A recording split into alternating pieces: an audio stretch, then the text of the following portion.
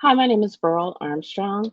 I'm a licensed clinical professional counselor as well as a board certified telemental health professional.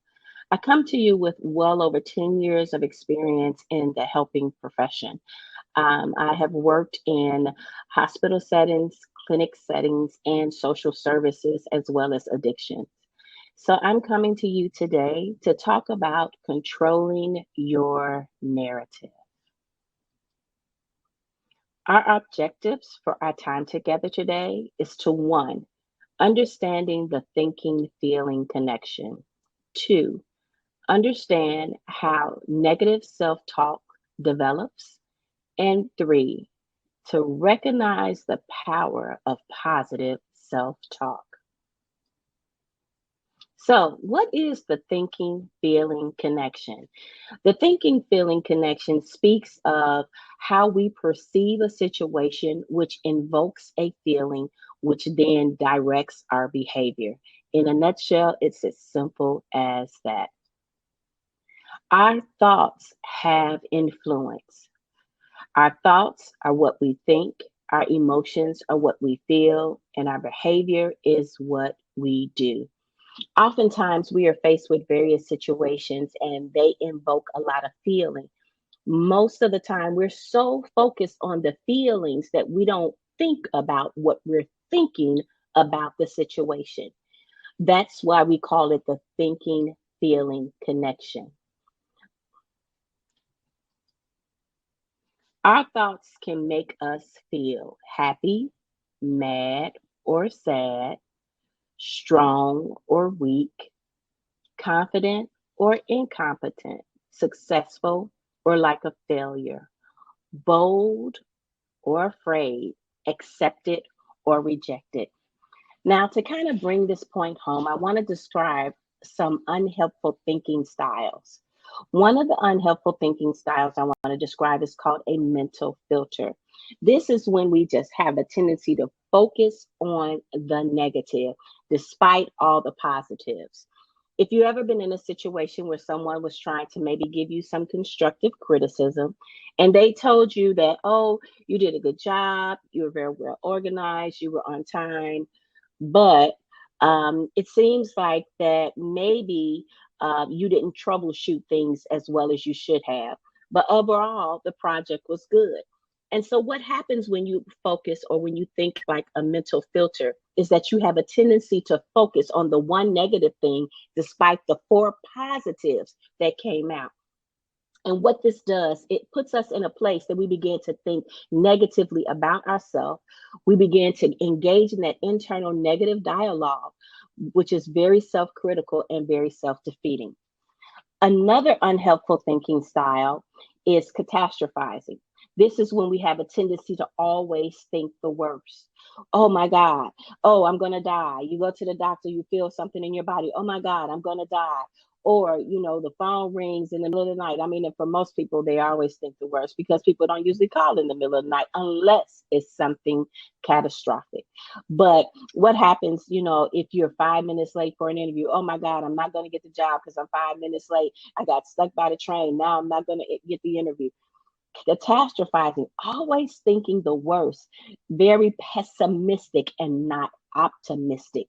These again are some of the unhelpful thinking styles that perpetuate when we engage in that negative self-talk.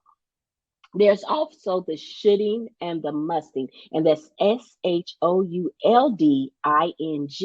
and the musting. This is when we are speak to ourselves like, I gotta do this, I need to do this, I have to do this. Putting all of those demands upon ourselves, which makes us feel very overwhelmed, which makes us feel weak, which makes us feel powerless, which makes us feel like we cannot get anything done.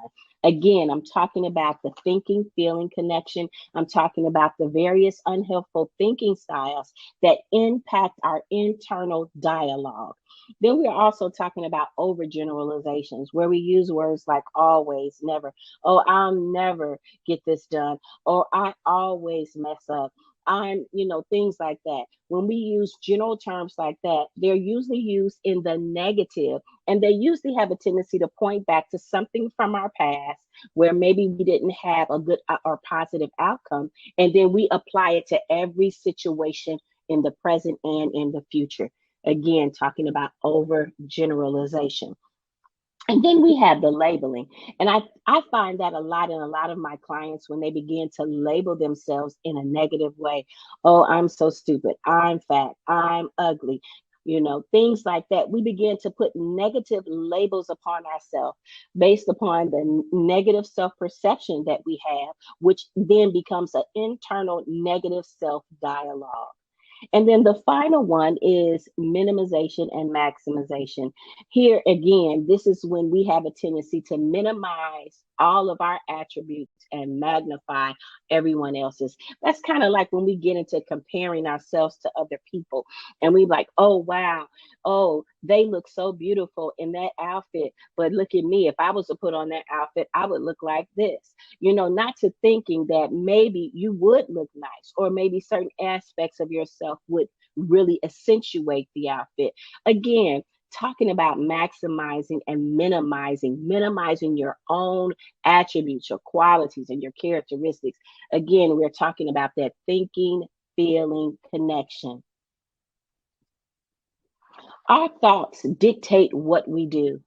So when we think about it, we say, okay, we make a to-do list. Oh, I'm going to get up in the morning. I'm going to have my devotion time, my meditation time. I'm going to exercise. I'm going to do my protein shake. So again, we begin to think out our day, what it should look like. And so we think, so we do. It dictates our course of action. Our thoughts also create who we are and how we show up in life. So oftentimes I had a client that struggled with going out and socializing because she felt like her depression was so bad. She didn't want to bring anyone down. And so what she would do is you know, she would keep her socializing events to small events where maybe 2 or 3 people, or maybe she would maybe have one-on-one, and sometimes she wouldn't go at all depending on her emotional state. But it inhibited her from going out to socialize because in her mind she was too depressed to be around people, to be engaging, to be attentive, to be able to interact with people. Our thoughts create who we are and how we show up in life. This client saw herself as a depressed person, depression personified. She had a problem separating her mood from her identity. Our thoughts, if repeated, becomes habits. So the more we roll things over in our mind, especially those negative things, we begin to follow suit with the feelings and the actions that go along with those negative thoughts. And before you know it, it's like we're doing it without even thinking. And we don't even notice it because we thought it so much, we felt it so much, and we did it so much. Now it has become a habit. Self-talk.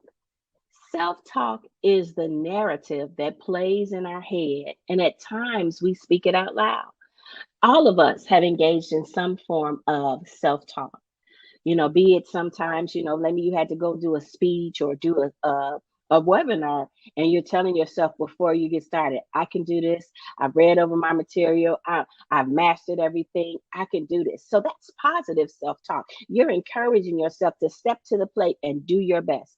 But then there's also that negative side, that negative self-talk where you say, I don't know why I signed up for this. I'm not good at public speaking. I'm going to make mistakes. I'm going to fumble over my words.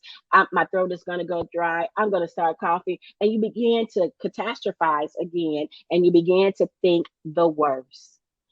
Self-talk again can be positive or negative, but most times we find that it is negative. Self-talk indicates what we believe about ourselves.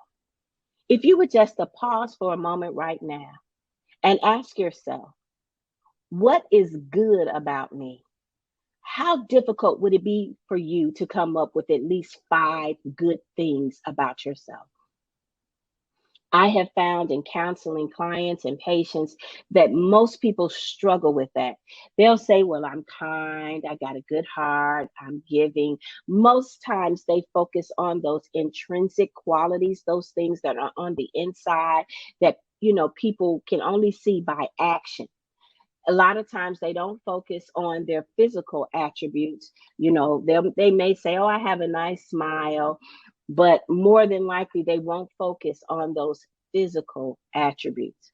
But in the end, when you ask people that question, that gives most counselors an indication of what they believe about themselves. We're talking about self-talk. So what does negative self-talk look like? As we look at this picture here, this graphic here, we can see a lot of the labels. And this again goes back to that unhelpful thinking style of labeling, where we're saying that we're lazy, we're clueless, we're selfish, we're unlovable, we're or worthless, we're dull, we're stupid, we're careless, we're hopeless, we're retarded. All of these negative things shape to form negative self-talk. And when we speak inwardly to ourselves in that way, it cannot bring about good, positive feelings. It usually makes us very depressed. It makes us very complacent. It negatively impacts our motivation, our forward movement, our drive. Most of the time, when we get into that space and we're talking negatively about ourselves, we have a tendency to shut down. We don't want to move. We don't want to even try to come out of it because it's so difficult. It's so difficult because all that shows is how we think about ourselves. And that's one of the reasons why we're doing this webinar, is to learn how to take control of our narrative, to realize that we can begin to speak life over ourselves. We don't have to always look at ourselves based upon our past situations. Yes, we've all had some failures in our life, but that does not mean that we are a failure. We've had some successes too, but because we have tunnel vision, we don't seem to look at our successes. We focus more so on our failures. This is what negative self-talk looks like. So, how does negative self-talk develop? It is estimated that from birth to age 18 years old, a child is told, no, don't do that, or what will not work for them, that will hurt you, bad things are going to happen to you, about 148,000 times. Now, I don't know if you remember me earlier talking about how repetition comes and plays a big role as far as our thought process. Can you imagine being told, no, don't do that? You're not good at that, or that will harm you. That's not good for you, over so much that it inhibits your ability to maybe take healthy risks.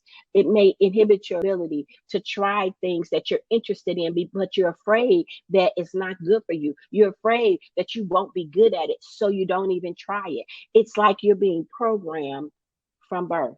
Now, I want to say, many of our primary caregivers, our mothers and our fathers, it was not their intent to wire negativity in us. It was not their intent to project their fear upon us. It wasn't their intent. Some of this is just learned behavior that has carried on from generation to generation. And as parents, we believe that these words are trying to help protect our children, guide them, and lead them. And for the most part, most parents, it's coming from a good place. But we don't realize how the words we speak, they have life, they have death. They instill purpose or they instill defeat. So we need to be mindful of that. How does negative self-talk develop? As children, our senses are exposed to negative messages about who we are and what we believe about ourselves. Now, most children, when they're born, parents, oh, they're the most beautiful child in the world. They're the smartest child in the world.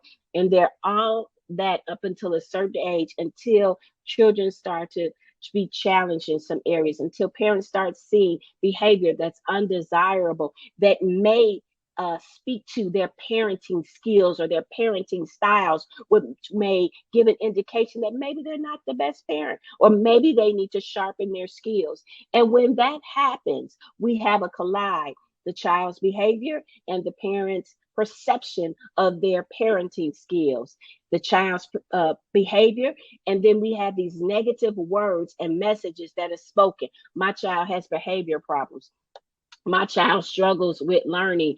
They don't read well. They don't comprehend well. And there may be some truth to that, but it's how it's communicated that is key, that impacts the development of the self talk. So if parents are listening to this, please heed the message. Your words have power, they have life, and they have meaning. Choose them wisely. Again, how does negative self-talk develop? By negative experiences that leaves us feeling defeated and victimized. We're talking about childhood abuse. We're talking about trauma. We're talking about natural disasters or anything like that that has had such a devastating impact upon us that it has definitely shifted the way we think about ourselves, others, and the world. Again, we're talking about how negative self-talk develops. So in continuation, this is what happens when we constantly hear messages over and over again. Our brain sets pathways, and because the messages are repeated, these negative pathways are ingrained in our brain. So it's almost like, when you're riding home from work, you have that special route that you take. So you are basically on automatic. You don't even have to think about the way that you have to go because you go the same way every day. That's what it's like when the brain learns by repetition and the pathways that are created in the brain by negative self-talk. The brain believes what it's told. The brain believes what we tell ourselves. So, unleashing the power of self-talk. That's what this is all about. Learning to be empowered to take control of our self-talk. We don't have to be in a rut where we feel like we are a victim to our thinking. We can control our narrative. We can change the way we think. We can create new neural pathways in our brain by focusing on positive messages and positivity. So, taking control of your narrative. Let's get to it. So, wording is so key. Affirming yourself in the first person. I like myself. I love myself. I am beautiful. A message from you to you. This is how you begin to take control and dictate your narrative. Think about your tone. When you think about your boss calling your name or even your parents, how they have that tone. My mother used to say, Pearl Jean. I knew because of her tone, something was wrong. I got in trouble and I was going to get it. So think about the tone when you're speaking to yourself, when you're listening to that internal dialogue. Is it positive? Is it critical? Is it demanding? Is it degrading? Is it loving? Is it compassionate? Is it graceful? Tone is very important. Positive emphasis on words can activate new positive pathways in the brain. So we're talking about wording and tone. And then the next, we're coming back to that word, repetition. The brain retains what is repeated.